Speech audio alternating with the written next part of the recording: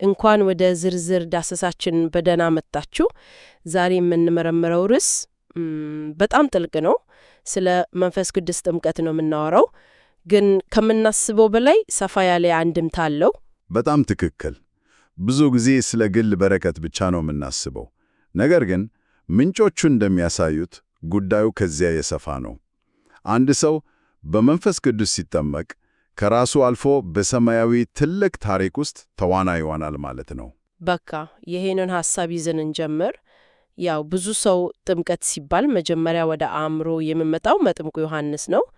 ኢየሱስ ራሱ በዮሐንስ እጅ ተጠምቋል እና ይህ ሁሌም ጥያቄ ያስነሳል። ኃጢአት የሌለበት ኢየሱስ ለምን መጥመቅ አስፈለገው? ወሳኝ ጥያቄ ነው እና መልሱ የሁለቱን ጥምቀቶች ልዩነቱን ለመረዳት ቁልፍ ነው። የዮሐንስ ጥምቀት የንስሐ ነበር። ሰዎች ኃጢአታቸውን ተናዘው ከአሮጌው ሕይወት ለመለየት ያላቸውን ውሳኔ የሚያሳዩበት ምልክት ነበር። የኢየሱስ ግን ለንስሐ አልነበረም። እርሱ ራሱ ጽድቅን ሁሉ መፈጸም ይገባናል እንዳለው ከሰው ልጆች ጋር ራሱን አንድ ለማድረግ ነበር። ነገር ግን ትልቁ ነገር ከጥምቀቱ በኋላ የተከሰተው ነው። አዎ፣ መንፈስ ቅዱስ በርግብ አምሳል መውረዱና ከሰማይ የመጣው ድምፅ። በትክክል ያ ክስተት ነበር የኢየሱስን የሕዝብ አገልግሎት በይፋ ያስጀመረው። እዚያ ላይ ነው ልዩነቱ ፍንቱ ብለው የሚታየው። ልዩነቱ ውስንነቱ ላይ ነው ማለት ነው። አዎ፣ እስኪ እንደዚህ እናስበው። ውሃ ከውጭ ያጸዳል፣ ልብስን ያጥባል። ነገር ግን ልብን መለወጥ አይችልም። የዮሐንስ ጥምቀትም ልክ እንደዛ ነው። ውጫዊ ውሳኔን ያሳያል፣ ግን ውስጣዊውን ሰው የመቀየር አቅም አልነበረውም። ዮሐንስ ሰዎችን እያዘጋጀ የነበረው ለሚመጣው ነው፣ በመንፈስ ቅዱስ ለሚያጠምቀው ለኢየሱስ።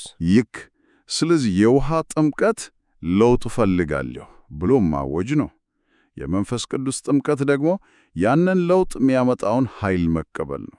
በጣም ግሩም አገላለጽ ነው። የውሃ ጥምቀት የፍላጎቱ መግለጫ፣ የመንፈስ ቅዱስ ጥምቀት ደግሞ የለውጡ ሞተር ነው ማለት ነው። ታዲያ አንድ ሰው ይህንን ኃይል ሲቀበል በተግባር እንዴት ነው የሚታየው? ምንጮቹ አዲስ ፍጥረት መሆን ብለው ነው የሚገልጹት።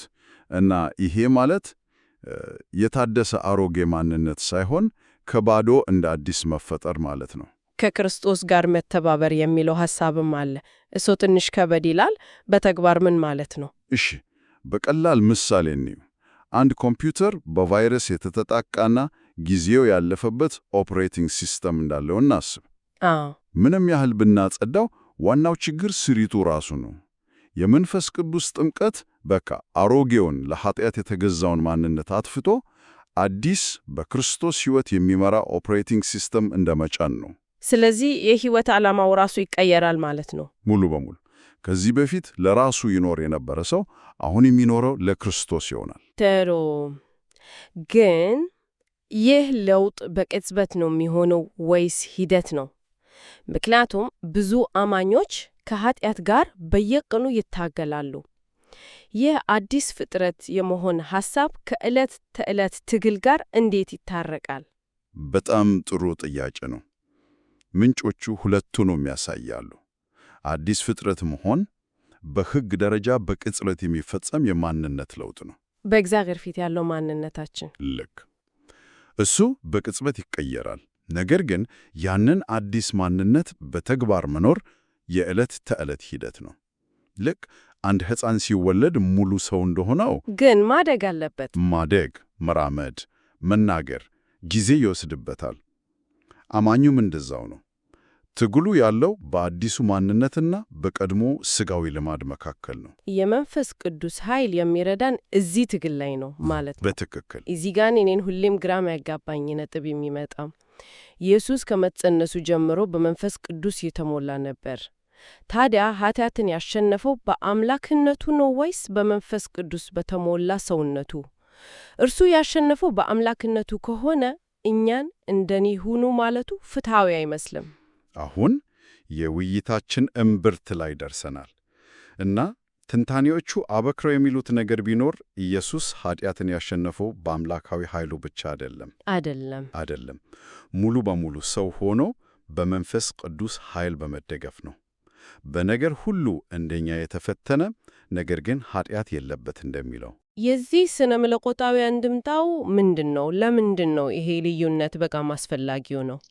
አንድምታው እጅግ በጣም ጥልቅ ነው። ኢየሱስ ኃጢአትን ያሸነፈው በአምላክነቱ ብቻ ቢሆን ኖሮ ለእኛ ምሳሌ ሊሆነን አይችልም ነበር። ምክንያቱም አንድ አምላክ ኃጢአት አለማድረጉም ያስደንቅ አይደለም። ልክ። ነገር ግን ሙሉ በሙሉ ሰው ሆኖ እንደኛ ተርቦ ደክሞና ተፈትኖ በመንፈስ ቅዱስ ኃይል ታምኖ ኃጢአቱን ማሸነፉ ነው ትልቁ ነገር። ስለዚህ እናንተም በዚሁ ኃይል ኃጢአትን ማሸነፍ ትችላላችሁ የሚል ሕያው መንገድ ከፍቶልናል ማለት ነው። በትክክል። የእርሱ ድል የእኛም ድል እንዲሆን አስችሎታል። አዎ። እና ይሄ የመግቢያችንን ሐሳብ ያጠናክረዋል። አማኞች ኃጢአትን ሲያሸንፉ የእግዚአብሔር ሕግ ለሰው እንደሚቻል በተግባር እያሳዩ ነው የሚለውን። አዎ። ይሄ በጣም ትልቅ ሐሳብ ነው። እሺ፣ ምንጮቹ ከዚህ ጋር ተያይዞ ቅባትና ማኅተም የሚሉ ቃላትን ይጠቀማሉ። እነዚህን ትንሽ እንፍታቸው። በእርግጥ እነዚህ ምሳሌያዊ አነጋገሮች ናቸው። ቅባት ወይም አኖይንቲንግ የምንለው ለአንድ ስፔሲፊክ ተልዕኮ መመረትንና ለዚያም ሥራ ኃይልን መቀበልን ያመለክታል። ልክ በብሉይ ኪዳን ነገሥታትና ካህናት በዘይት እንደሚቀቡት ልክ እንደዛ ኢየሱስም ለአገልግሎቱ በመንፈስ ቅዱስ ተቀብቷል። አማኞችም ለክርስቶስ ምስክር የመሆን ተልዕኮ ተቀብተዋል። ማኅተም ወይም ሲል የሚለውስ እንደ ዋስትና ማለት ነው። ያ ክፍያ ቤቱ ያንተ እንደሚሆን ዋስትና ነው። መንፈስ ቅዱስም የእግዚአብሔርን ንብረት መሆናችንን የሚያረጋግጥ ማኅተም ነው። ወደፊት ለምናገኘው ሙሉ ቤዛነት የተሰጠን ሰማያዊ ቅድመ ክፍያ። በትክክል ማንም ሊሰብረው የማይችለው የእግዚአብሔር ማኅተም ነው። ስለዚህ ቅብዓት ለተልእኮ ኃይልን መቀበል ነው፣ ማኅተም ደግሞ የመዳናችን ዋስትና ነው። እነዚህ ሁለቱ ከሦስተኛው ማለትም ከተልእኮ ጋር እንዴት ይያያዛሉ? በጣም የተሳሰሩ ናቸው። መንፈስ ቅዱስን የምንቀበለው ለግል ጥቅማችን ብቻ አይደለም። ኃይልን የምንቀበለው እና የእግዚአብሔር እንደሆነን የምንታተመው አንድ ትልቅ ዓላማ ስላለው ነው። ይህም የክርስቶስ ምስክሮች የመሆን ተልእኮ። መንፈስ ቅዱስ በእናንተ ላይ በወረደ ጊዜ ኃይልን ትቀበላላችሁ፣ ምስክሮቼም ትሆናላችሁ የሚለው ቃል ያ ቁልፍ ቃል ነው።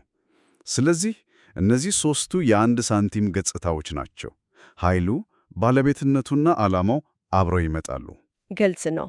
እሺ፣ ይህ የመንፈስ ቅዱስ ጥምቀት በሰፊው መሰጠት የጀመረው ከበዓለ 50 ቀን ወይም ከፔንቴኮስቴ ጋር ይያያዛል አይደል? አዎ። እና ምሳሌያዊ ትስስሩ በጣም ጥልቅ ነው። በእስራኤላውያን በዓላት ከፋሲካ በኋላ የበኩራት በዓል አለ። የመጀመሪያውን የመከር ፍሬን ያቀርቡበት። ምንጮቹ ይህንን ከኢየሱስ ትንሣኤ ጋር ያያይዙታል። ልክ ኢየሱስ ከሙታን መካከል በኩራት ወይም የመጀመሪያው ፍሬ ሆኗል ይላል። በጣም አስደናቂ ነው። ስለዚህ የኢየሱስ ትንሣኤ የመጀመሪያው ፍሬ ከሆነ የበዓለ 50 ቀን ምንን ይወክላል? ከበኩራት በዓል በትክክል 50 ቀናት በኋላ የሚከበረው የበዓለ 50 ቀን ሁለተኛው የመከር ወቅት ነው እና በዚህ ቀን ነው መንፈስ ቅዱስ በሐዋርያት ላይ የወረደው። ይህም አማኞች የመንፈስን በኩራት ፍሬ የተቀበሉበትን ቀን ያመለክታል። አዎ፣ የኢየሱስ ትንሣኤ የመጀመሪያው ፍሬ፣ በበዓለ 50 የተሰጠው መንፈስ ቅዱስ ደግሞ በሰዎች ልብ ውስጥ የሚበቅለው የመከሩ መጀመሪያ ነው ማለት ነው። ከዚህ ጋር ተያይዞ ምንጮቹ የመጀመሪያው ዝናብና የኋለኛው ዝናብ የሚል ሐሳብም ያነሳሉ። ይህ ምን ማለት ነው? ይህ ከግብርና የተወሰደ ምሳሌ ነው። የመጀመሪያው ዝናብ ዘሩን እንዲበቅል ይረዳል። የኋለኛው ዝናብ ደግሞ ፍሬው እንዲበስል። በትክክል። በምሳሌያዊ አነጋገር በበዓለ 50 የተሰጠው መንፈስ ቅዱስ የመጀመሪያው ዝናብ ነው፣ ቤተ ክርስቲያንን አስጀምሯል። የኋለኛው ዝናብ ደግሞ የመጨረሻውን መከር የሚያበስለው ኃይል ነው ማለት ነው። ልክ ነው። እና ከምንጮቹ አንዱ በዚህ ላይ የተለየ ትርጓሜ ይሰጣል። የኋለኛው ዝናብ የሚለውን ከመጨረሻው ዘመን ጋር በማያያዝ አንዱ 44,000 የተባለ ቡድን ይህንን ልዩ ኃይል እንደሚቀበል ይተነትናል። ይህ በሁሉም ዘንድ የሚጋራ ትርጓሜ ላይሆን ይችላል ነገር ግን በመጨረሻው ዘመን ለመከሩ መብሰል ለሚሰጠው የመንፈስ ኃይል ያለውን ከፍተኛ ግምት ያሳያል። እንግዲያው ዛሬ ከተወያየንበት ስነሳ የመንፈስ ቅዱስ ጥምቀት ከውጫዊ ስርዓት ወደ ውስጣዊ ማንነትን የሚለውጥ መለኮታዊ ክስተት ነው። በትክክል። ለማጠቃለል ወደ መጀመሪያው ሐሳባችን እንመለስ። የትኛው? አንድ አማኝ በመንፈስ ቅዱስ ኃይል ሲመራ የግል ድል ብቻ ሳይሆን የሰይጣንን የዘመናት ክስ ሐሰትነት እያጋለጠ ነው። የእግዚአብሔር ትእዛዛት ለደካማ ፍጡራን አይቻልም የሚለውን ክስ ማለት ነው። አዎ፣ ያንን ክስ ሰይጣን ከጥንት ጀምሮ የእግዚአብሔርን ሕግጋት ፍትሐዊ እንዳልሆኑ ለማሳየት ይሞክራል።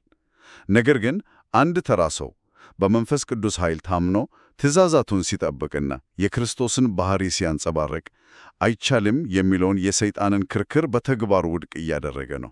እያንዳንዱ የፍቅር፣ የትዕግሥት እና የይቅርታ ተግባር በዚያ ሰማያዊ ፍርድ ቤት ውስጥ ይቻላል የሚል ሕያው ምስክርነት ይሆናል ማለት ነው። በፍጹም። ይህ ማለት የአንድ አማኝ የዕለት ተዕለት ሕይወት እና ትግል እጅግ የላቀ ሰማያዊ ትርጉም አለው ማለት ነው። አዎ። እና የዚህ የመጨረሻ ማረጋገጫ በትንሣኤ ሞትን ማሸነፍ ነው። የኃጢአት ደመወዝ ሞት ነው ስለሚል ኃጢአትን በመንፈስ ኃይል ያሸነፈ ሰው ደግሞ የሞትንም ሥልጣን ይሰብራል። ስለዚህ ይህ ሁሉ የመንፈስ ቅዱስ ጥምቀት ኃይል፣ አዲስ ፍጥረት መሆን በመጨረሻ የሚያመራው ወደማይቀረው የሕይወት ድል ነው። ይህንን ሐሳብ ይዞ ማሰብ መንፈስ ቅዱስን መቀበል ማለት ለአንድ ትልቅና ዓለም አቀፋዊ ድል ራስን ማሰለፍ ማለት ነው እኮ። በትክክል ትርጉሙ ያን ያህል ጥልቅ ነው።